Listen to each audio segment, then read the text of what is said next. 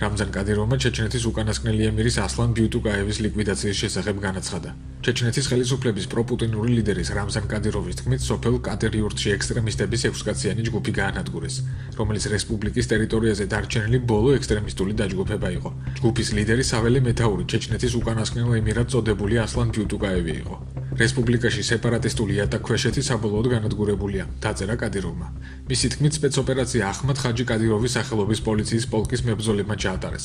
ამასთან სპეცოპერაციის დაგეგმვაში თავად რესპუბლიკის ლიდერი ცხებულობდა მონაწილეობას.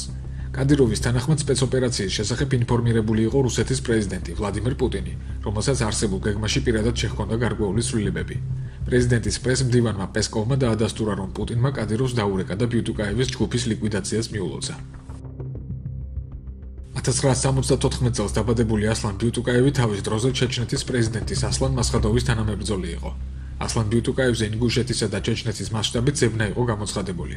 ის რუსეთში აკრძალული ტერორისტული ორგანიზაციის კავკასიის საამიროს ერთ-ერთი ლიდერი იყო.